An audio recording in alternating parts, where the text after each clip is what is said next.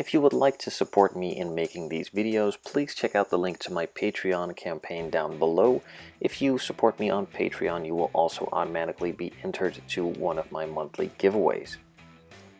After removing all of the parts from the box, removing the plastic, and removing them from the sprues, I could start with the cleanup.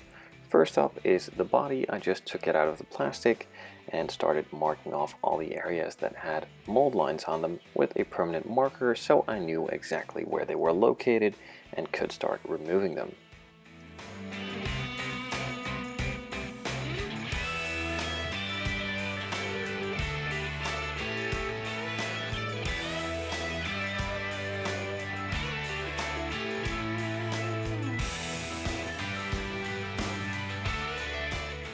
Now that all of them are located and marked, I took out some 600 grit sanding sponges from Tamiya. You could also just use some regular sandpaper, and then I started removing them.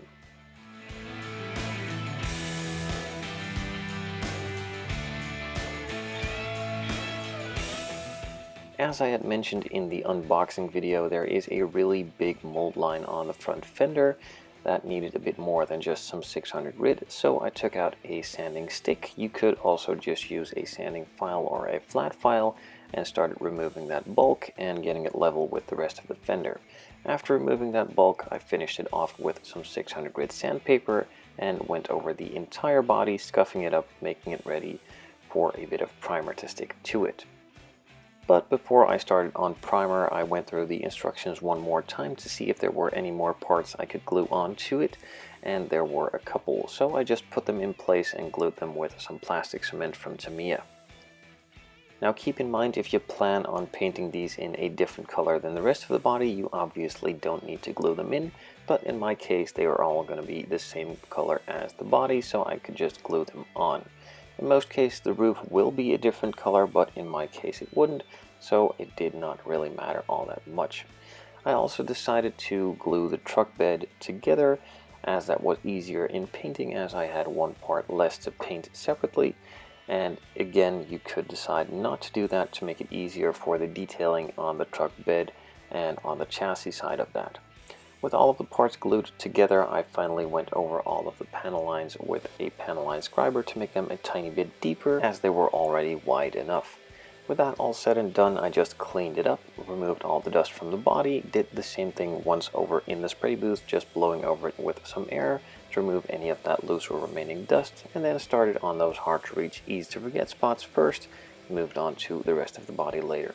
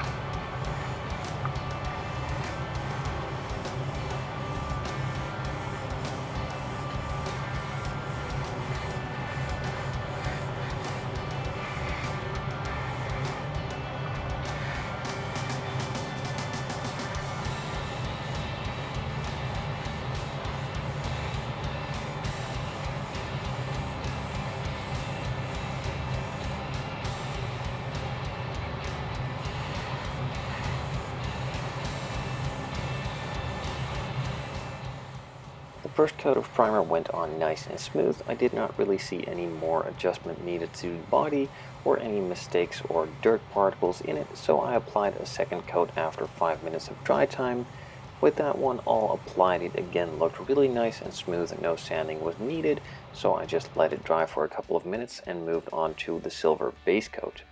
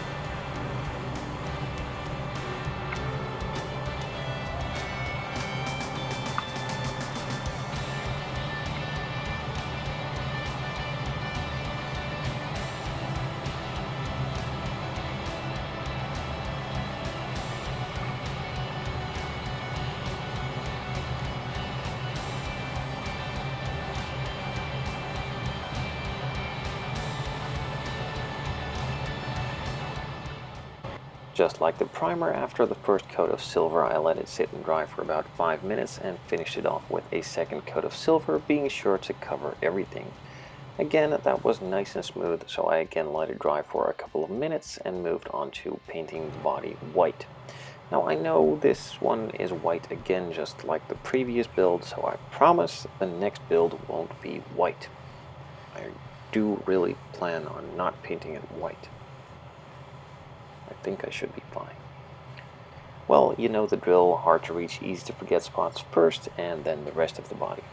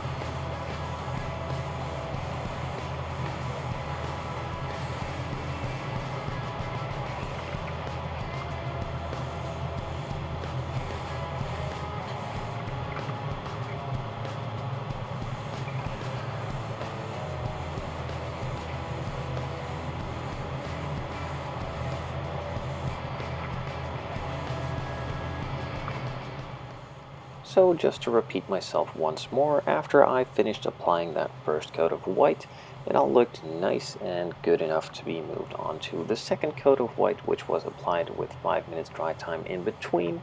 And again, that one looked really nice. It was all nicely covered, no more silver spots were seen, and everything was all even all over the place. After another 5 minutes of letting that second coat of white dry, the airbrush was cleaned out, and I moved on to adding a pearl tinter on top. Now you can't pretty much see anything of what I'm doing except for some air blowing out of the airbrush and splattering against the body, but yet I'm still deciding to show it as a lot of you guys do want to see it, and in a couple of these camera angles you can see a glimmer of those sparkles from the pearl effect.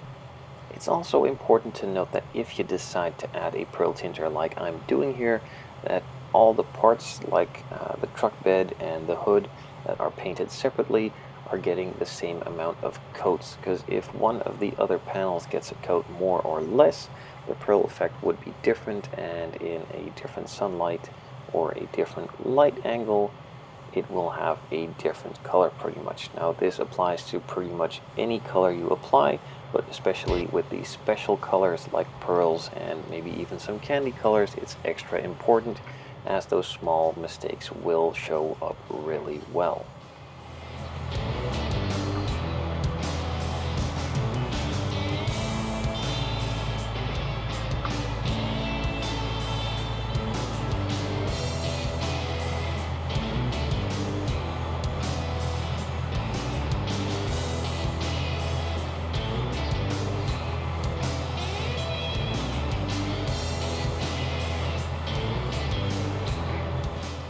Now that the pearl coat is finished and you watched a couple of minutes of me pretty much just moving my hand around with an airbrush in it, let's just do that again, but then with some clear coat instead of pearl tinter. I decided to add 2 coats of clear, and after that second coat of clear it was all nicely covered and it had a good amount of shine to it. So with that all said and done, all the painting for the body is done for now.